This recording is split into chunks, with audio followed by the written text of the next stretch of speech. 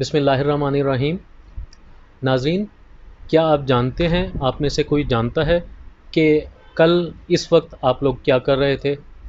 کل سے پہلے 1 مہینہ پہلے آج کے دن اس تاریخ کو آپ کیا کر رہے تھے؟ 1 سال پہلے آپ کیا کر رہے تھے؟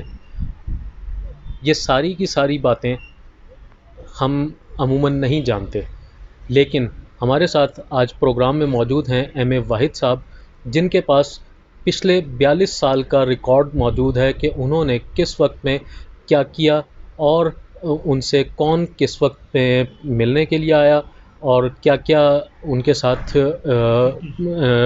پرابلمس رہے، اور ساری چیزیں ہم ان سے جانیں گے کہ انہوں نے یہ سسٹم کیسے اور کب ڈیولپ کیا۔ سر ویلکم ہمارے پروگرام میں۔ سر بتائیے سر ہمارے ناظرین کے اصل لیے۔ میں بات یہ ہے کہ جب سن 1962 میں نے لائف انشورنس امریکن لائف سے شروع کی، تو لائف انشورنس سیلنگ کے بعد مجھے محسوس ہوا کہ جب تک آپ کوئی پلاننگ نہیں کریں گے، جب تک آپ کسی خاص طریقے سے کام نہیں کریں گے تو آپ کامیاب نہیں ہو سکتے۔ تو اسی وقت سے میں نے اپنے آپ کو آرگنائز کرنا شروع کر دیا۔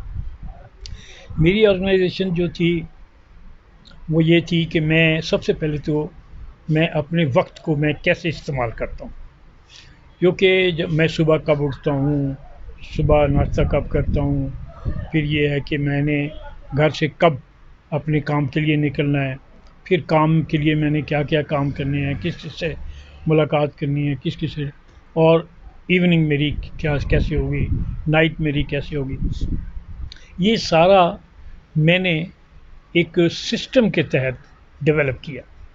اور اس میں یہ ہوتا ہے کہ سب سے پہلے کہ یہ ہے کہ آپ ایک ایک منٹ کا آپ حساب رکھتے ہیں کہ آپ نے کس وقت کس آدمی سے ملاقات کی، یا ٹیلی فون کیا، یا آپ نے اس سے کس ٹاپک پہ گفتگو کی۔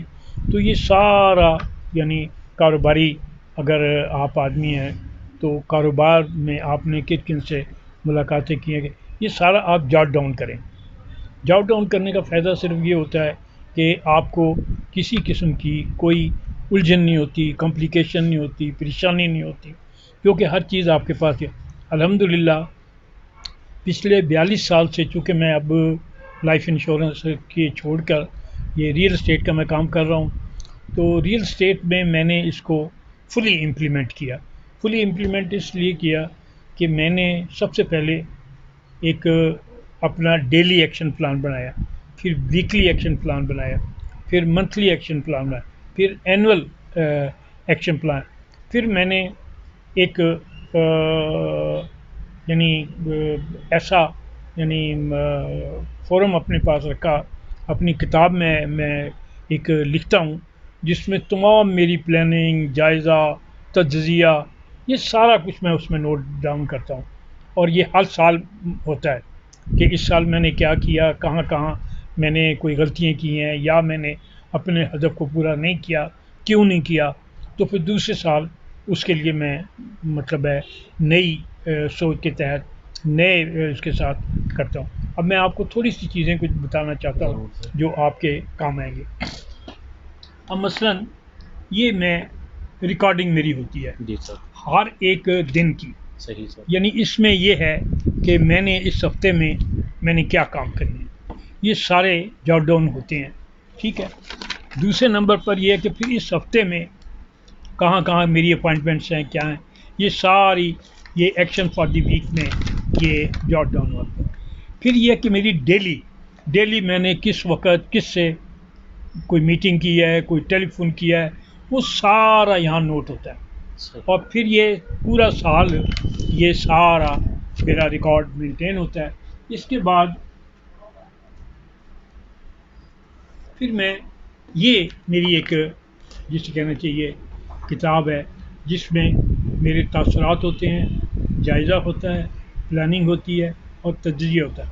یہ ہر سال پچھلے 42 سال سے میں اس کو لکھ رہا ہوں، اور الحمدللہ مطلب ہے اگر آپ اس کو پڑھیں گے اور دیکھیں گے تو آپ محسوس کریں گے کہ میں نے جو اپنے ہر سال ہدف مقرر کیے ہیں، میں ان ہدف کو تقریباً ہر سال میں پورا کر لیتا ہوں، بلکہ بعض ایسے بھی ہدف ہیں جو اس سے زیادہ بہتر طریقے سے میں کر لیتا ہوں، کیونکہ میں نے اپنی زندگی میں یہ سیکھا ہے کہ جب تک آپ کے پاس کوئی ڈیٹا نہ ہو، کوئی انفارمیشن نہ ہو، آپ کسی قسم کی کوئی پلاننگ نہیں کر سکتے، صحیح. اور جتنا ایکوریٹ ڈیٹا آپ کے پاس ہوگا اتنی آپ کی پلاننگ ایکوریٹ ہوگی، اتنا آپ بہتر طریقے سے پلاننگ کر سکتے ہیں، بہتر طریقے سے آپ ترقی کر سکتے ہیں۔ اگر آپ کے پاس ڈیٹا نہیں، اور ڈیٹا کے لیے لازمی ہے کہ you must be very honest, کیونکہ اگر آپ آنیسٹ نہیں ہیں، آپ بہت سے کام ایسے کرتے ہیں جو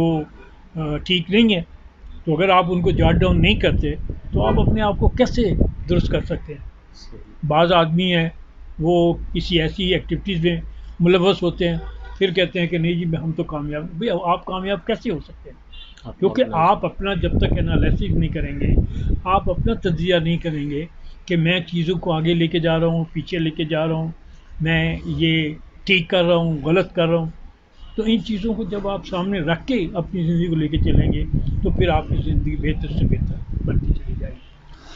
سر اس وقت تو آپ 42 سال کی ایک روٹین کے مطابق چل رہے ہیں سر، جی لیکن 42 سال پہلے اگر ہم آپ کو لے کے جائیں اور جب آپ نے یہ کام اس طرح سے رائٹ ڈاؤن کرنا ہر چیز کو شروع کیا، تو اس وقت میں کیا پرابلمز آتی تھیں اور لوگ کس طرح سے آپ کو دیکھا کرتے تھے کہ یہ کیا ایک ایک چیز کو رائٹ ڈاؤن کر رہے ہیں؟ یہ آپ نے بہت بہترین آپ نے سوال کیا ہے، اور مجھے یہ خوشی ہے کہ میں اس کا جواب آپ کو دوں۔ ہوا یہ کہ جب میں لائف انشورنس میں تھا تو میں بہت ترقی کر رہا تھا، یعنی میں سیلز ریپرزینٹیٹیو سے ریجنل میجر تک میں چلا گیا۔ اب جب میں وہاں چلا گیا تو ایک دم نیشنلائزیشن ہو گئی، نیشنلائزیشن سے میرے لیے بہت سے پرابلم کریٹ ہو گئے۔ میں بڑا پریشان، انہوں نے کہا جی کہ آپ آفس میں بیٹھیں، کیونکہ میں سیلز کا آدمی ہوں، میں آفس میں بیٹھنا پسند ہی نہیں کرتا، بالکل. لیکن ان کا نہیں، آپ کو آفس میں۔ جب میں آفس میں چلا گیا، آفس میں مجھے چونکہ میں بہت سی چیزوں کو لائک نہیں کرتا، مثلا میں رشوت کو لائک نہیں کرتا، میں اس قسم کے فضول کاموں کو میں نہیں لائک کرتا، ٹھیک ہے. اور ایک دن پھر مجھے محسوس ہوا کہ مجھے یہ نوکری چھوڑ دینی چاہیے۔ اب آپ کو یہ چیز میں خاص طور پر بتانا چاہتا ہوں، اور خاص طور پر جو میرے ناظرین ہیں ان کو میں بتانا چاہتا ہوں کہ جس وقت میں نے ریزائن کیا تھا اس وقت میری گاڑی چوری ہو چکی تھی، میں نیشنلائزیشن کی وجہ سے دفتر میں بیٹھ گیا، میرے لیے فائنینشیل بہت سی پریشانیاں کریٹ ہو گئیں، تو آخر میں نے سوچا کہ یار میں I am a sales man, مجھے تو یہ نوکری چھوڑ دینی چاہیے۔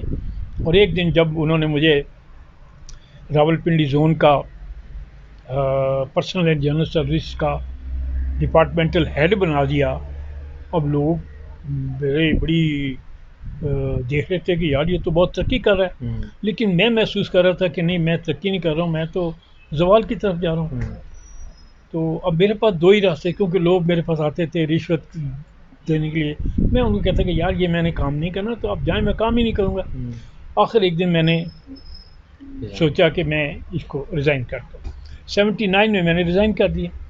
جب میں نے ریزائن کر دیا اس وقت میں عصربال اسکیم میں ایک کرائے کے مکان پر رہتا تھا، اور میں وہاں سے، میرے بچے اسکولوں میں پڑھ رہے تھے، سب کچھ تھا، شادی شدہ تھا، 5 میرے بچے تھے، بڑی پریشانی مجھے ہوئی، اور میں نے کہا کہ کوئی بات نہیں، میں سینٹرل گورنمنٹ ہاسپٹل سے ویگن میں بیٹھتا تھا، ویگن میں بیٹھ کے میں آتا تھا سپر مارکیٹ کے قریب میں نے اپنا ایک آفس لیا، تاکہ مجھے آنے جانے میں کسی قسم کی کوئی پریشانی نہ ہو، کیونکہ وہاں میں گھر سے باہر نکلتا تھا، ویگن مجھے مل جاتی تھی، یہاں میرے دفتر کے باہر ویگن آ جاتی تھی۔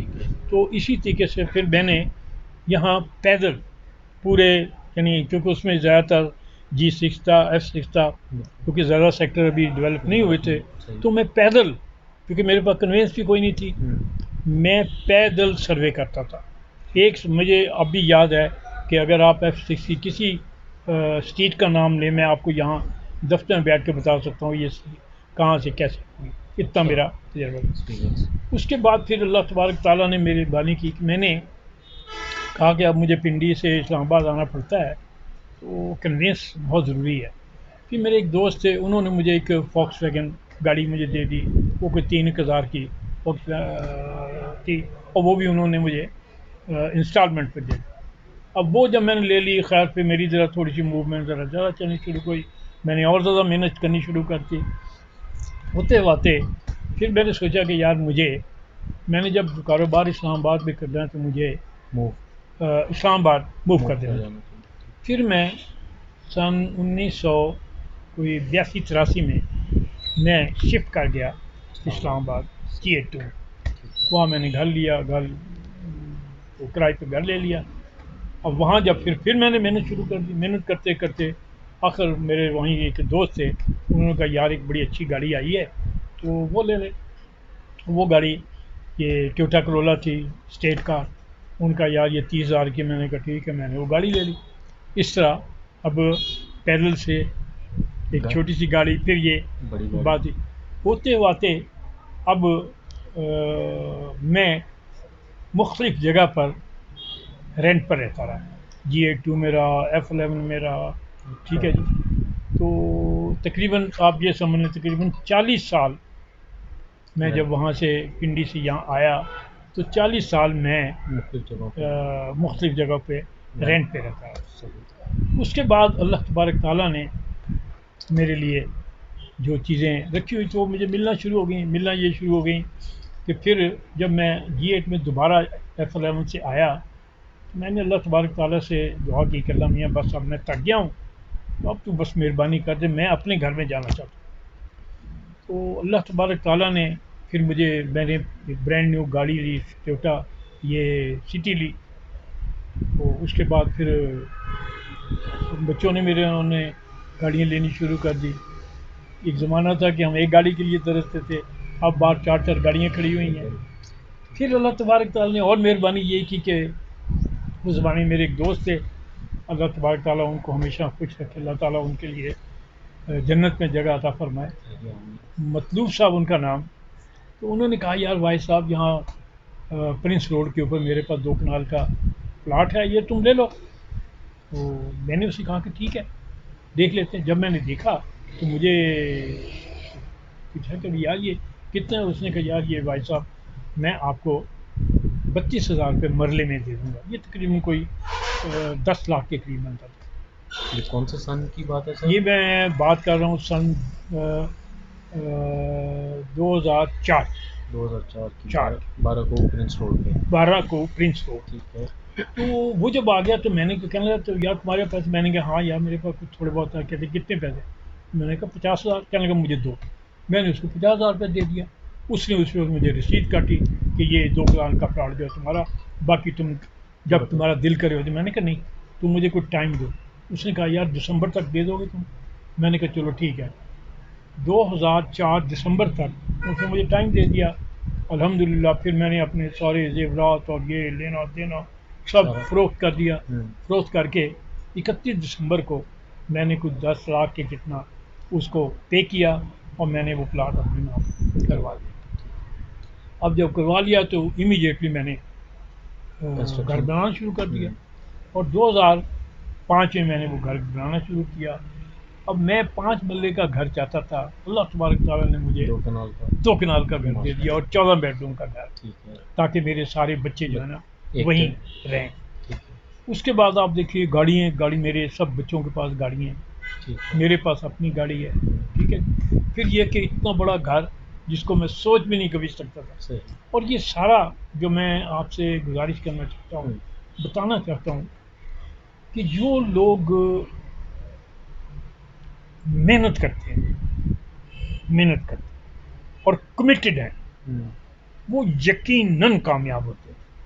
جو کمیٹڈ نہیں ہیں، محنت نہیں کرتے اور چاہتے ہیں کہ جی ہم کامیاب ہو جائیں، ہمیں یہ بھی مل جائے، یہ پاسبل نہیں ہے۔ آپ دیکھیں اسی جب میرے پاس کوئی پیسہ نہیں تھا، یہ میرے بیٹے سارے MBA کوئی بیٹا میرا بچے میرا ایسا نہیں، بیٹیاں اور بیٹے، بچے سارے MBA اور بیٹیاں میری ساری گریجویٹ ہیں، ماشاء ٹھیک ہے. اللہ. پھر ان کی شادیاں کی، صحیح. پھر ان کی سب کی پانچوں کی شادیاں کی اسی پروفیشن صحیح. اسی پروفیشن سے، اسی سے. کیونکہ میں اب بھی محسوس کرتا ہوں کہ اس جیسا پروفیشن اس دنیا میں نہیں. صحیح. ریئل اسٹیٹ کا پروفیشن بشرطے کہ آپ اس کو دیانتداری سے، کرے. میری شرط یہ ہے کہ آپ کوئی کیپنگ کی کوئی حرام زدی نہ کریں. صحیح. تو اس جیسا پروفیشن پوری دنیا میں نہیں.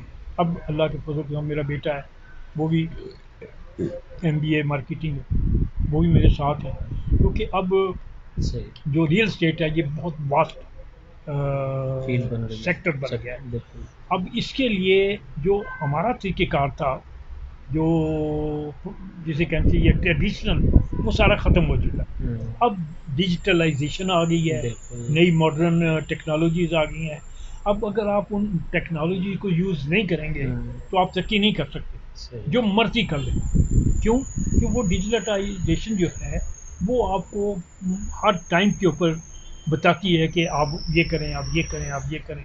ان کو اگر آپ کرتے جائیں گے تو آپ اس پروفیشن میں آگے چلتے جائیں گے، ورنہ پھر یہ ہے کہ آپ کا جو فیوچر ہے وہ تابناک نہیں ہو سکتا.